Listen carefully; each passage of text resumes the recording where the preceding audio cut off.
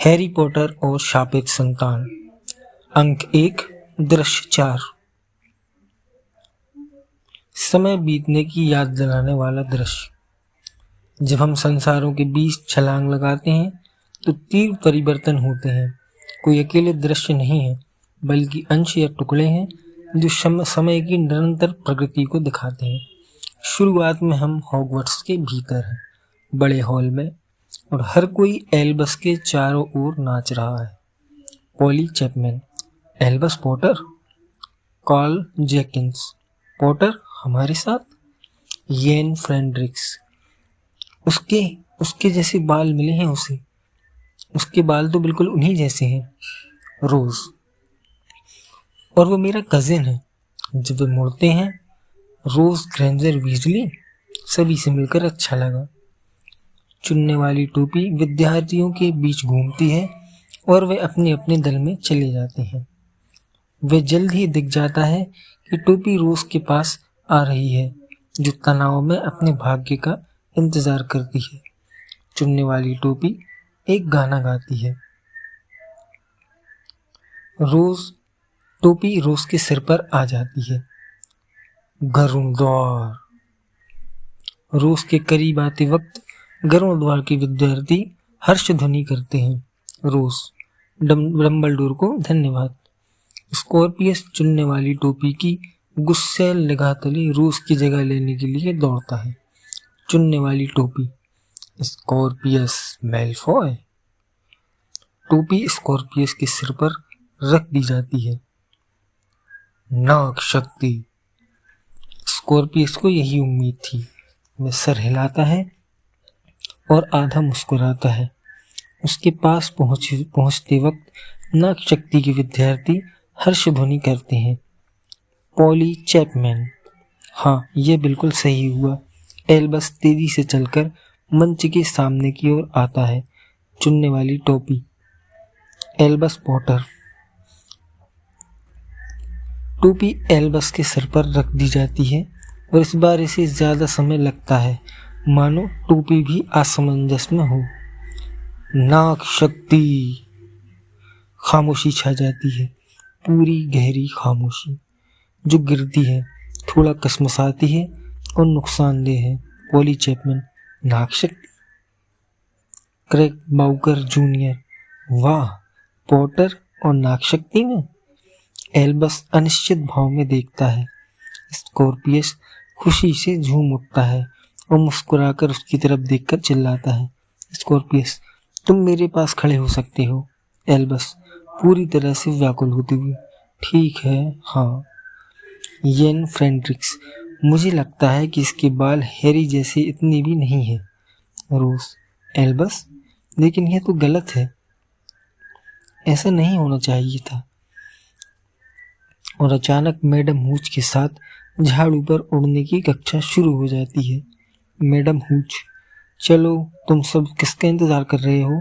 सब अपनी अपनी झाड़ू के पास खड़े हो जाओ, चलो जल्दी करो। सभी बच्चे फटाफट अपनी अपनी झाड़ू के पास खड़े हो जाते हैं। अपनी अपनी झाड़ू के ऊपर अपने हाथ ले जाओ और कहो, ऊपर। सभी विद्यार्थी ऊपर ऊपर। रोज और येन की झाड़ू में तैरकर उनके हाथों में आ जाती है। रोज और येन, हाँ, मैडम हूच, जल्दी करो, मेरे पास काम से जी चुराने वालों के लिए कोई वक्त नहीं है। पूरे दिल से ऊपर ऊपर कहो।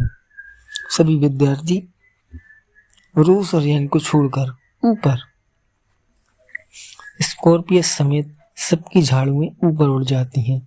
सिर्फ एल्बस अपनी झाड़ू के साथ फर्श पर रह जाता है। सभी विद्यार्थी रोज, येन और एल्बस को छोड़कर, हाँ, एल्बस, ऊपर ऊपर ऊपर। मगर उसकी झाड़ू नहीं हिलती, 1 मिलीमीटर भी नहीं। वैसे अविश्वास और हताशा से घूरता है। बाकी विद्यार्थी ही कर हंसते हैं। पॉली चैपमैन, हे भगवान, कितना अपमानजनक है। सच्ची, यह तो अपने पिता जैसा बिल्कुल ही नहीं है ना? कार्ल जेकिंस, एल्बस पॉटर, नाग शक्ति का नाकारा विद्यार्थी। मैडम हूच, ठीक है, बच्चों अब उड़ना शुरू करो। फिर अचानक जाने कहां से हैरी एल्बस के पास आ जाता है। जब पूरे मंच पर धुआं फैल जाता है, हम दोबारा प्लेटफॉर्म 9:45 पर पहुंच जाते हैं और समय आगे बढ़ चुका है।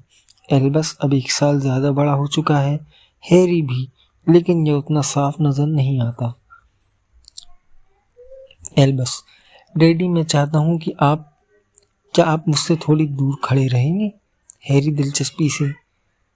क्या सेकेंड ईयर के बच्चों को डैडी के साथ देखा जाना पसंद नहीं होता? एक अति आतुर जादूगर उनके आसपास चक्कर लगाता है। एल्बस, नहीं, बात बस ये है, आप हो और मैं हूं। और हैरी, लोग बस देख ही तो रहे हैं, ठीक है? लोग देखते हैं और वे मुझे देख रहे हैं, तुम्हें नहीं। अति आतुर जादूगर हैरी के सामने दस्तखत करने के लिए कुछ बढ़ाता है। हैरी दस्तखत कर देता है। एल्बस, हैरी पॉटर और उसके निराशाजनक बेटे को।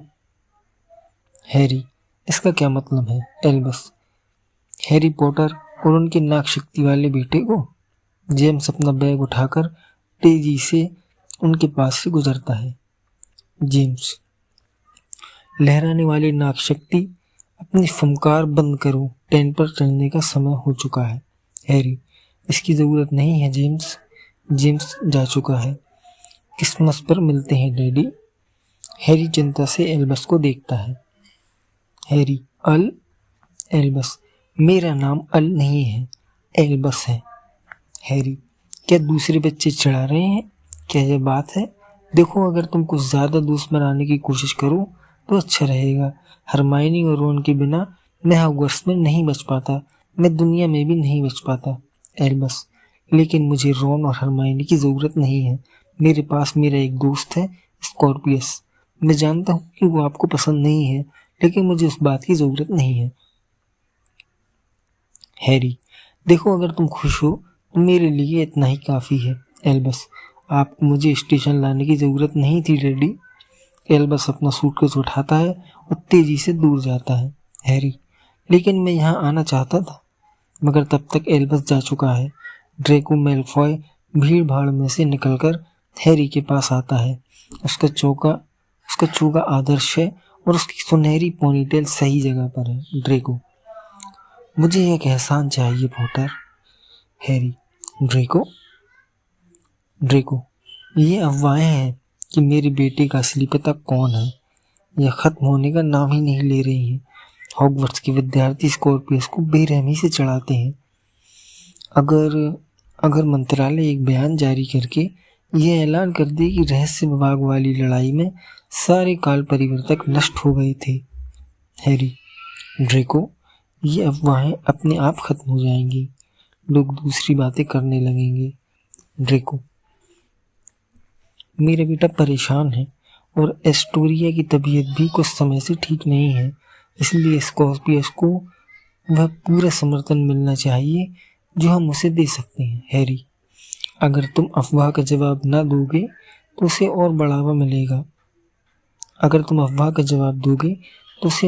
मिलेगा। वोल्डेमॉर्ट की एक संतान है, यह अफवाह तो बरसों से उड़ रही है। स्कॉर्पियस पहला शख्स नहीं है जिसके बारे में अफवाह फैली है। तुम्हारी और हमारी दोनों की खातिर मंत्रालय को इससे दूर रहना चाहिए। ड्रेको की तो त्योरियां चढ़ जाती हैं और वह खिन्न नजर आता है जब मंच साफ होता है और रोज तथा एल्बस अपने अपने सूटकेस के साथ तैयार खड़े दिखते हैं। एल्बस, ट्रेन चलते ही तुम मुझसे बात मत करना। रोज, मैं जानती हूँ, हमें बस परिवार वालों के सामने नाटक करना है। स्कॉर्पियस दौड़ता है, बड़ी उम्मीद और उससे भी बड़े सूटकेस के साथ। स्कॉर्पियस आशा भरे स्वर में, हाय रोज, विदा एल्बस। स्कॉर्पियस अब भी उम्मीद भरे स्वर में, वह नरम हो रही है। और अचानक हम बड़े हॉल में पहुंच चुके हैं। प्रोफेसर मैगोनिकल सामने खड़ी हैं और उनके चेहरे पर चौड़ी सी मुस्कान खिली है। प्रोफेसर मैगोनिकल, और मुझे ग्रिंडेलवाल्ड की क्विडिच टीम की सबसे नई सदस्य का ऐलान करते हुए खुशी हो रही है। हमारी उन्हें एहसास होता है कि वे पक्षपाती नहीं दिख सकती। तुम्हारी बेहतरीन नई धावक रोज ग्रेंजर वीजली। हॉल हर्ष ध्वनि से गूंज उठता है। बाकी सबके साथ स्कॉर्पियस भी ताली बजाता है। एल्बस, उसके लिए तुम क्यों ताली बजा रहे हो? हम कुछ से नफरत करते हैं और वह दूसरे हाउस के लिए खेल रही है। स्कॉर्पियस, वह तुम्हारी कजिन है एल्बस। एल्बस, क्या तुम सोचते हो कि वह मेरे लिए भी ताली बजाएगी? स्कॉर्पियस, मैं तो सोचता हूँ कि वह कमाल की है। विद्यार्थी एक बार फिर एल्बस को घेरे हैं जब अचानक जादुई गाड़ों की कक्षा शुरू हो जाती है। पॉली चैपमैन, एल्बस पॉटर, बकवास। जब वह सीढ़ियाँ चढ़ता है तो तस्वीरें तक मुंह फेर लेती हैं। एल्बस एक काड़े पर झुका हुआ है।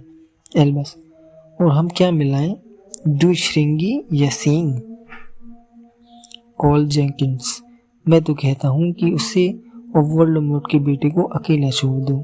एल्बस, स्लिमेंडर छिपकली का थोड़ा सा खून।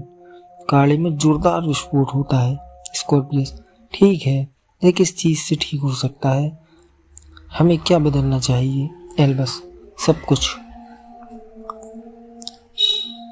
समय आगे बढ़ जाता है। एल्बस की आंखें ज़्यादा स्याह हो जाती हैं। उसका चेहरा ज़्यादा पीला होता जाता है। वह अब भी आकर्षक है, लेकिन वह इसे स्वीकार न करने की कोशिश कर रहा है। और अचानक वह एक बार फिर अपने डैडी के साथ प्लेटफॉर्म 9:45 पर है, जो अपने बेटे और खुद को यह बताने की कोशिश कर रहे हैं कि सब कुछ ठीक है। दोनों की उम्र 1 साल बढ़ गई है। हैरी, तीसरा साल, बड़ा साल। यह रहा तुम्हारा हॉगमीड्स की अनुमति वाला फॉर्म। एल्बस, मुझे हॉग्समीड से नफरत है। हैरी, तुम किसी ऐसी जगह से कैसे नफरत कर सकती हो जहां तुम कभी गए ही ना हो? एल्बस, क्योंकि मैं जानता हूँ कि वहाँ हॉगवर्ट्स के विद्यार्थियों की भीड़ होगी। एल्बस उस फॉर्म वाले कागज की पुड़िया बनाता है। हैरी, बस एक बार करके तो देखो।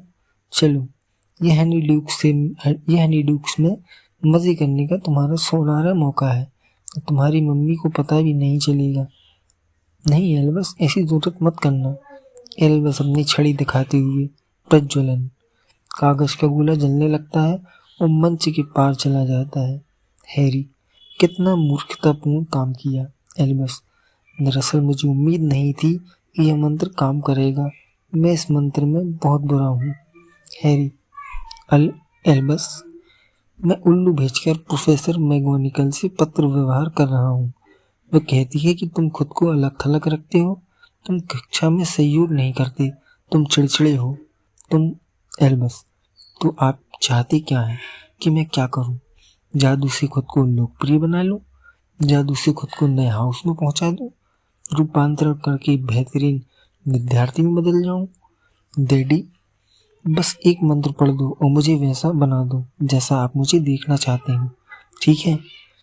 यह हम दोनों के लिए बेहतर रहेगा। अब चलना है, ट्रेन पकड़ना है, दोस्तों को ढूंढना है। एल्बस दौड़कर स्कॉर्पियस के पास जाता है, जो अपने सूटकेस पर बैठा है, संसार के प्रति स्तब्ध। आनंद स्कॉर्पियस,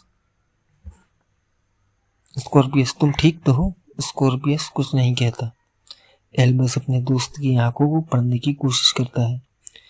तुम्हारी मम्मी क्या हालत पहले से ज्यादा खराब है? स्कॉर्पियस, सबसे बुरी हालत जो हो सकती है।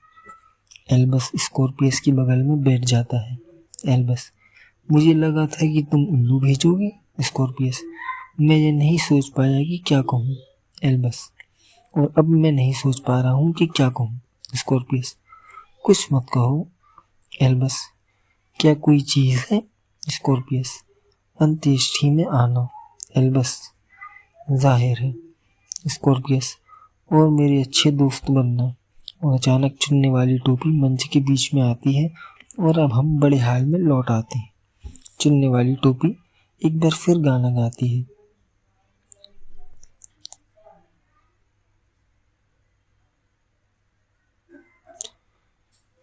क्या तुम्हें डर है कि तुम क्या सुनोगे? डर है कि मैं वह नाम लूंगी जिसका तुम्हें डर है? नागशक्ति नहीं, गरुड़ द्वार नहीं, मेहनत कश नहीं, छील घाट नहीं, चिंता मत करो बच्ची, मैं अपना काम जानती हूँ। अगर पहले तुम्हारे आंसू दिखेंगे तो बाद में हंसी दिखेगी। Lily Potter. गरुड़ द्वार। लिली, हाँ। एल्बस, बेहतरीन।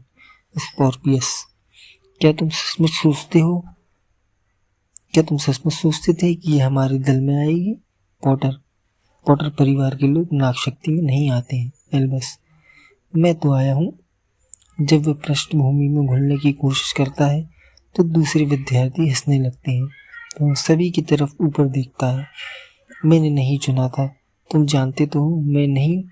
मैंने नहीं चुना था कि मैं उनका बेटा बनूं। अंक 1 दृश्य 4 समाप्त।